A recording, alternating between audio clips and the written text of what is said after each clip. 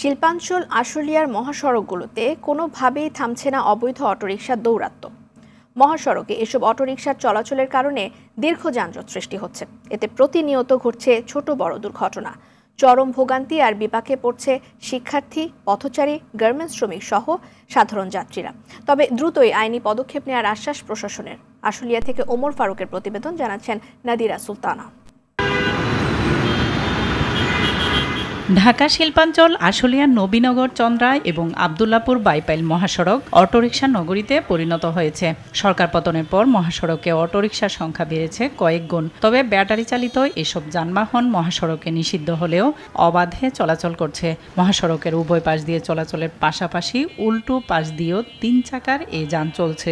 এতে প্রতিনিয়ত ঘটছে দুর্ঘটনা। ফলে ভোগান্তি সহ বিপাকে বাস, ট্রাক সহ অন্যান্য যানবাহন। আমি রোডটার মধ্যে মনে করেন বৈরক্তে না চলন 25 বছর ধরে গাড়ি চালাই, বুঝলি। অটোর যন্ত্র নাই, অটো রিক্সার যন্ত্র কোনো আমরা কোনো গাড়ি চালানোর কোনো কথা না। হ্যাঁ, আমার সামনে মানে উল্টা ডুয়াইয়া একটা ব্যাস লাগাই তুই দেয়, পরে মনে করেন লাগিয়ে যায় 1-1.5 কিলো মনে করেন দাম। মনে করেন হ্যাঁ ঘর প্রশাসনে মনে করেন ঘর কোনো কইলে হ্যাঁ বেশি হয়ে গেছে, 5 গেছে 5 তারিখের পরের থেকে। কিন্তু হ্যাঁ যাতে প্রশাসনের শক্ত হইয়া যাত্রী মনে করেন হ্যাঁ পদক্ষেপ যাতে নেয়, আর হ্যাঁ জ্বালায় আমরা কোনো গাড়ি চালানো সম্ভব না। রিক্সাগুলো উল্টা ঢুকে দেয়, হ্যাঁ, যান চলাচল বন্ধ হয়ে যায়, জ্যামজট লেগে জায়গা। তবে আমার মতে আগে রিক্সাগুলো ছিল হলো মহল্লার ভিতরে, মেইন রোডে খুব কম আসতো রিক্সা। 5 তারিখের পরে রাস্তায় যে অটো রিক্সার পরিস্থিতি, এটা অত্যন্ত ভয়াবহ, যা অসহনীয়। এবং এটা যদি দীর্ঘ সময় চলতে থাকে, আইন শৃঙ্খলা বাহিনী যদি এর জন্য কোনো ব্যবস্থা না নেয়, তাইলে এটার পরিস্থিতি খুবই ভয়াবহ হবে, যা আমাদের রাষ্ট্রের জন্য এবং আমাদের সাধারণ জনগণের জন্য অত্যন্ত দুঃখনীয় এবং অত্যন্ত কষ্টের হবে। প্রশাসনের নজরদারি না থাকায় বাধা ছাড়াই মহাসড়কে এসব অটোরিকশা চলাচলের কারণে দীর্ঘ যানজটের সৃষ্টি হচ্ছে।